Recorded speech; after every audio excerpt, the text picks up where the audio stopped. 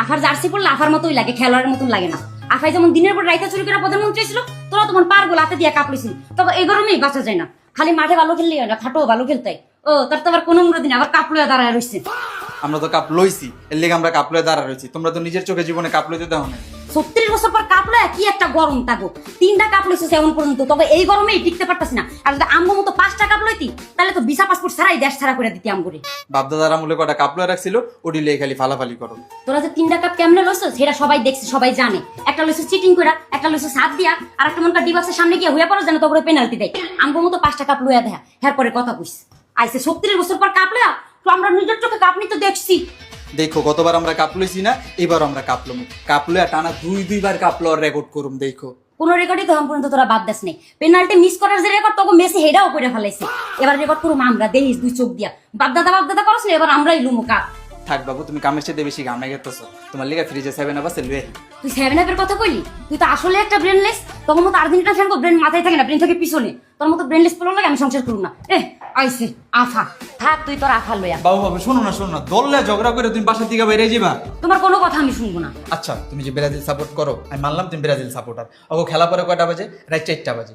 এই 4টা বাজে জায়গায় খেলা দেখে তোমার কি অবস্থা হয়েছে দেখছো? চোখের নিচেও কালা দাগ পড়ে গেছে, ফেসটা কেমন কালস হয়ে গেছে। তো যে দল সাপোর্ট করে আমি সেই দলের খেলা দেখবো না? তুমি তো অবশ্যই দেখবা, তাও একটু তোমার রূপচর্চা করতে হবে না বাবু? রূপচর্চা কি আমি করি না?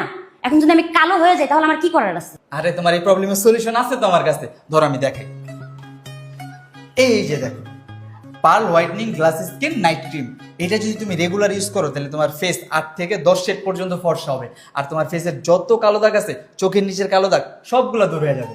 কিন্তু বাবা আমি এরকম অনেক ক্রিম ইউজ করছি, ইউজ করা বাদ দিলে ফেস আবার কালো হয়ে যায়। না, কি বলতেছো? এই ক্রিম তোমার ফেসকে পার্মানেন্টলি ফর্সা করবে। আর এই ক্রিমের রিভিউ অনেক ভালো।